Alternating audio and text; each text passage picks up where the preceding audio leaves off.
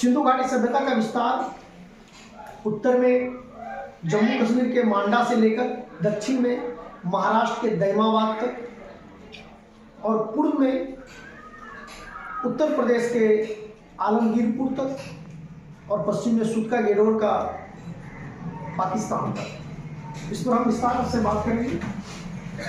तो हम लोग देखेंगे कि ये जो पाकिस्तान का प्रांत है, ये जो पाकिस्तान वाला क्षेत्र है, यहाँ तक और भारत में ये त्रिभुज के आकार का ये हड़प्पा सभ्यता।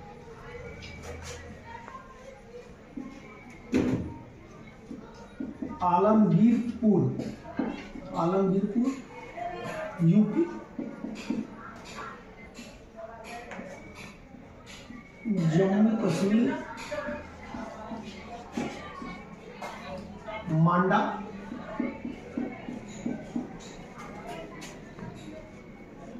और ये महाराष्ट्र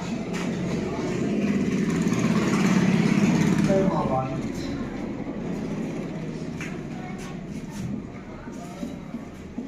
सुतका गेडोर,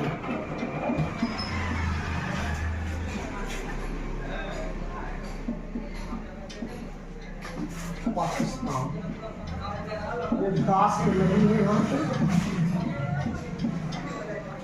ये प्रवरा नदी, और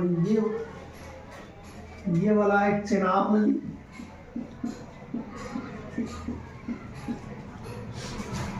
ये हड़प्पा सभ्यता का विस्तार है। इस पर चर्चा करने के दौरान हम लोग देखें कि हड़प्पा सभ्यता या सिंधु घाटी सभ्यता इसी क्षेत्र में क्यों विकसित हुआ, इनका विस्तार यहीं पर क्यों हुआ। इसका महत्वपूर्ण कारण है कि ये जो सिंधु नदी है, आप देखेंगे कि ये सिंधु नदी यहाँ से है ना, ये मूल रूप से ये सिंधु नदी है और इसकी ये सहायक नदी चेनाब है ना, चेनाब है, सतलज है, व्यास है, ये जो इनकी सहायक नदी है ये यहाँ पर अवस्थित है। आप देखेंगे कि ये जो इनका विस्तार है ये ज़्यादातर नदियों में है, नदियों के आसपास है, नदियों के किनारे है।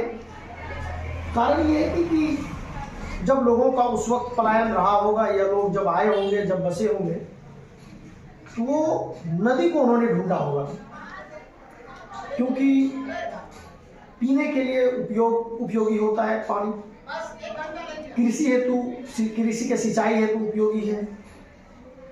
इसलिए इन्होंने नदियों के किनारे अपनी सभ्यता का विस्तार किया। ये सभ्यता आप देखेंगे जम्मू कश्मीर से लेकर दक्षिण में महाराष्ट्र के दैमाबाद, पूर्व में आलमगीरपुर यूपी और पश्चिम में सुतका गेडोर तक अवस्थित है। और कुछ भाग ये अफगानिस्तान वाला जो इलाका है, ये जो अफगानिस्तान है हमारे बगल में, यहाँ भी इसका विस्तार त्रिभुज के आकार का है, इसलिए इसे त्रिभुजाकार कहते हैं। सिंधु घाटी के लोग आर्यों से पहले इनका आगमन हुआ, ये आर्य से पहले आते हैं, और इसके आने के ऊपर यहाँ पर इन्होंने कांसे का विस्तार किया, कांसे का इन्होंने उपयोग किया। टीन और तांबे को मिलाकर कांसा का इन्होंने विस्तार किया और कांसे को इन्होंने अपने उपयोग में लाया। इन्होंने लोहे से ये परिचित नहीं थे, इन्होंने लोहे को कभी नहीं देखा था, परंतु